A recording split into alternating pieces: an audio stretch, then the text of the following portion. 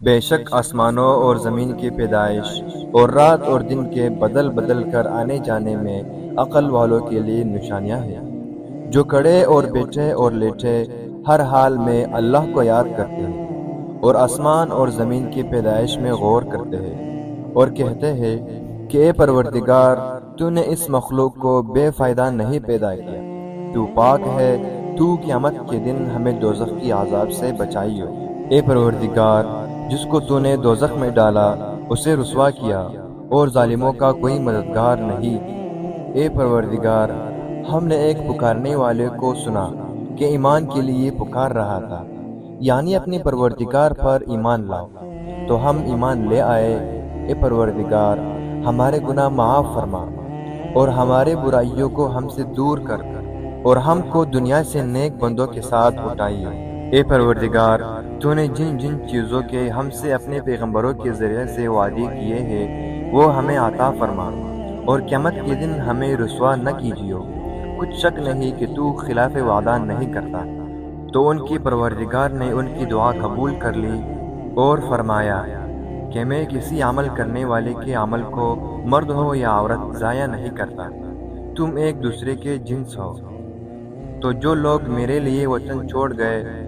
اور اپنے گھروں سے نکالے گئے اور ستائے گئے اور لڑے اور قتل کیے گئے، میں ان کے گناہ دور کر دوں گا اور ان کو بہشتوں میں داخل کروں گا جن کے نیچے نہریں بہہ رہی ہے۔ یہ اللہ کے ہاں بدلہ ہے، اور اللہ کے ہاں بہت اچھا بدلہ ہے۔ اے پیغمبر، کافروں کا شہر میں چلنا پھرنا تمہیں دھوکہ نہ دے، یہ دنیا کا تھوڑا سا فائدہ ہے، پھر آخرت میں تو ان کا ٹھکانہ دوزخ ہے، اور وہ بری جگہ ہے۔ لیکن جو لوگ اپنے پروردگار سے ڈرتے ہیں ان کے لیے باغ ہے جن کے نیچے نہریں بہہ رہی ہے، اور ان میں ہمیشہ رہیں گے۔ یہ اللہ کے ہاں سے ان کی مہمانی ہے، اور جو کچھ اللہ کے ہاں ہے وہ نیکوکاروں کے لیے بہت اچھا ہے۔ اور بعض اہل کتاب ایسے بھی ہیں جو اللہ پر اور اس کتاب پر جو تم پر نازل ہوئی اور اس پر جو ان پر نازل ہوئی ایمان رکھتے ہیں، اور اللہ کے آگے عاجزی کرتے ہیں، اور اللہ کی آیتوں کے بدلے تھوڑی سی قیمت نہیں لیتے۔ یہی لوگ ہیں جن کا فیصلہ ان کے پروردگار کے ہاتھ تیار ہے، اور اللہ جلد حساب لینے والا ہے۔ اے اہل ایمان، کفار کے مقابلے میں ثابت قدم رہو اور استقامت رکھو اور مورچوں پر جمے رہو، اور اللہ سے ڈرو تاکہ مراد حاصل کرو۔ شروع اللہ کا نام لے کر جو بڑا مہربان نہایت رحم والا ہے۔ لوگو، اپنے پروردگار سے ڈرو جس نے تم کو ایک شخص سے پیدا کیا، یعنی اول اس سے اس کا جوڑا بنایا، پھر ان دونوں سے کثرت سے مرد عورت پیدا کر کے روئے زمین میں پلا دیا۔ اور اللہ سے جس کے نام کو تم اپنے حاجت برائی کا ذریعہ بناتے ہو ڈرو، اور قطع مدت ارحام سے بچو، کچھ شک نہیں کہ اللہ تمہیں دیکھ رہا ہے۔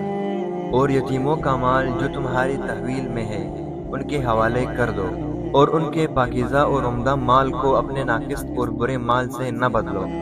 اور نہ ان کا مال اپنے مال میں ملا کر کھاؤ کہ یہ بڑا سخت گناہ ہے۔ اور اگر تم کو اس بات کا خوف ہو کہ یتیم لڑکیوں کے بارے میں انصاف نہ کر سکو گے، تو ان کے سوا جو عورتیں تم کو پسند ہو، دو دو یا تین تین یا چار چار ان سے نکاح کر لو۔ اور اگر اس بات کا اندیشہ ہو کہ سب عورتوں سے یکساں سلوک نہ کر سکو گے، تو ایک عورت کافی ہے، یا لونڈی جس کے تم مالک ہو اس سے تم بے انصافی سے بچ جاؤ گے۔ اور عورتوں کو ان کی مہر خوشی سے دے دیا کرو، ہاں اگر وہ اپنی خوشی سے اس میں سے کچھ تم کو چھوڑ دے تو اسے ذوق شوق سے کھا لو۔ اور بے عقلوں کو ان کا مال جسے اللہ نے تم لوگوں کے لیے سبب معیشت بنایا ہے مت دو، ہاں اس میں سے ان کو کھلاتے اور پہناتے رہو، اور ان سے معقول باتیں کہتے رہو۔ اور یتیموں کو بالغ ہونے تک کام کاج میں مصروف رکھو، پھر بالغ ہونے پر اگر ان میں عقل کی پختگی دیکھو تو ان کا مال ان کے حوالے کر دو، اور اس خوف سے کہ وہ بڑے ہو جائیں گے، یعنی بڑے ہو کر تم سے اپنا مال واپس لے لیں گے، اس کو فضول خرچی اور جلدی میں نہ اڑا دینا۔ جو شخص آسودہ حال ہو اس کو ایسے مال سے قطعی طور پر پرہیز رکھنا چاہیے۔ اور جو بے مقدور ہو وہ مناسب طور پر یعنی بقدر خدمت کچھ لے لے، اور جب ان کا مال ان کے حوالے کرنے لگو تو گواہ کر لیا کرو، اور حقیقت میں تو اللہ ہی گواہ اور حساب لینے والا کافی ہے۔ جو مال ماں باپ اور رشتہ دار چھوڑ مرے، تھوڑا ہو یا بہت، اس میں سے مردوں کا بھی حصہ ہے اور عورتوں کا بھی، یہ حصے اللہ کے مقرر کیے ہوئے ہیں۔ اور جب میراث کی تقسیم کے وقت غیر وارث رشتہ دار اور یتیم اور محتاج آ جائے تو ان کو بھی اس میں سے کچھ دے دیا کرو، اور شیرین کلامی سے پیش آیا کرو۔ اور ایسے لوگوں کو ڈرنا چاہیے جو ایسی حالت میں ہو کہ اپنے بعد ننھے ننھے بچے چھوڑ جائیں، اور ان کو ان کی نسبت خوف ہو کہ ان کے مرنے کے بعد ان بیچاروں کا کیا حال ہوگا۔ بس ان کو چاہیے کہ یہ لوگ اللہ سے ڈرے اور معقول باتیں کہے۔ جو لوگ یتیموں کا مال ناجائز طور پر کھاتے ہیں وہ اپنے پیٹ میں آگ بھرتے ہیں اور دوزخ میں ڈالے جائیں گے۔ اللہ تمہاری اولاد کے بارے میں تم کو ارشاد فرماتا ہے کہ ایک لڑکے کا حصہ 2 لڑکیوں کے حصے کے برابر ہے، اور اگر اولاد میت صرف لڑکیاں ہی ہو یعنی 2 یا 2 سے زیادہ تو کل ترکیب میں ان کا 2/3، اور اگر صرف ایک لڑکی ہو تو اس کا حصہ نصف، اور میت کے ماں باپ کا یعنی دونوں میں سے ہر ایک کا ترکیب میں 1/6 حصہ، بشرطے کہ میت کے اولاد ہو، اور اگر اولاد نہ ہو اور صرف ماں باپ ہی اس کے وارث ہو تو 1/3 مال کا حصہ، اور اگر میت کے بھائی بھی ہو تو مال کا 1/6 حصہ۔ اور یہ تقسیم ترک میت کی وصیت کے تعمیل کے بعد جو اس نے کی ہو یا قرض کے ادائیگی ہونے کے بعد جو اس کے ذمے ہو عمل میں آ گئے۔ تم کو معلوم نہیں کہ تمہارے باپ دادا اور بیٹوں اور پوتوں میں سے فائدے کے لحاظ سے کون تم سے زیادہ قریب ہے۔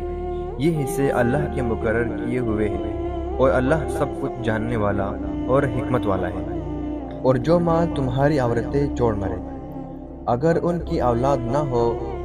تو اس میں نصف تمہارا، اور اگر اولاد ہو تو ترکیب میں تمہارا حصہ 1/4، لیکن یہ تقسیم وصیت کے تعمیل کے بعد جو انہوں نے کی ہو یا قرض کے ادا ہونے کے بعد جو ان کے ذمے ہو کی جائے۔ اور جو مال تم مرد چھوڑ مرو، اگر تمہاری اولاد نہ ہو تو تمہاری عورتوں کا اس میں 1/4 حصہ، اور اگر اولاد ہو تو ان کا 8واں حصہ۔ یہ حصے تمہاری وصیت کے تعمیل کے بعد جو تم نے کی ہو اور ادائے قرض کے بعد تقسیم کی جائے گی۔ اور اگر ایسے مرد یا عورت کی میراث ہو جس کے نہ باپ ہو نہ بیٹا مگر اس کے بھائی یا بہن ہو تو ان میں سے ہر ایک کا 1/6 حصہ، اور اگر ایک سے زیادہ ہو تو سب 1/3 میں شریک ہوگے۔ یہ حصے بھی بعد ادائی وصیت و قرض، بشرطے کہ ان سے میت نے کسی کا نقصان نہ کیا ہو، تقسیم کیے جائیں گے۔ یہ اللہ کا فرمان ہے، اور اللہ نہایت علم والا اور نہایت حلم والا ہے۔ یہ تمام احکامات اللہ کی حدیں ہیں۔ جو شخص اللہ اور اس کے پیغمبر کی فرمانبرداری کرے گا اللہ اس کو بہشتوں میں داخل کرے گا جن میں نہریں بہہ رہی ہیں، وہ ان میں ہمیشہ رہیں گے، اور یہ بڑی کامیابی ہے۔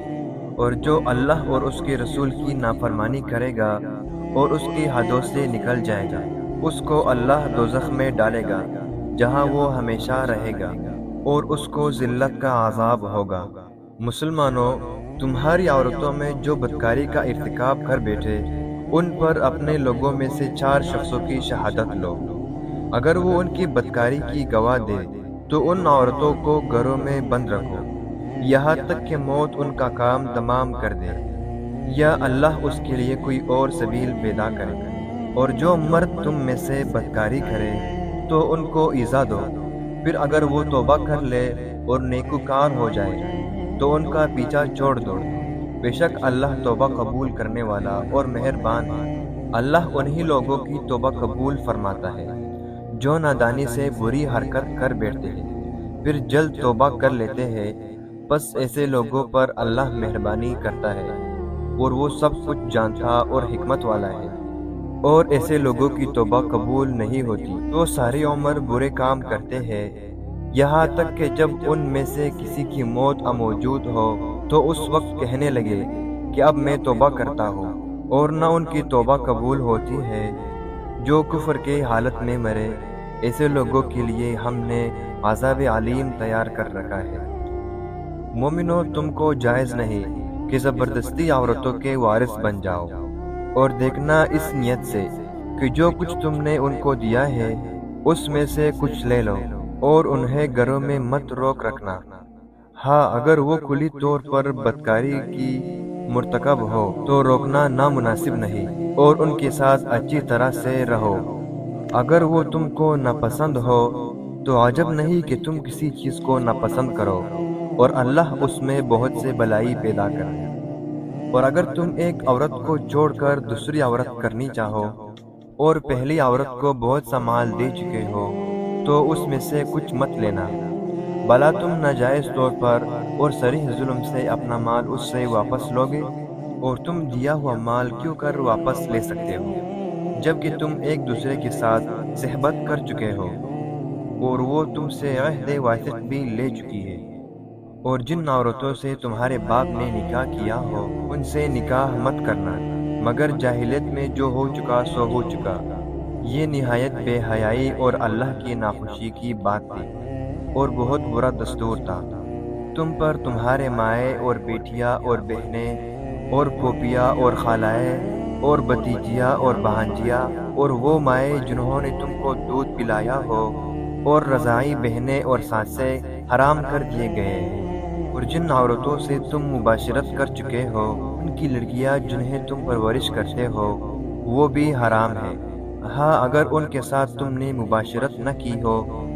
تو ان کی لڑکیوں کے ساتھ نکاح کر لینے میں تم پر کچھ گناہ نہیں، اور تمہارے صلبی بیٹوں کی عورتیں بھی، اور دو بہنوں کا اکٹھا کرنا بھی حرام ہے، مگر جو ہو چکا سو ہو چکا۔ بے شک اللہ بخشنے والا اور رحم والا ہے۔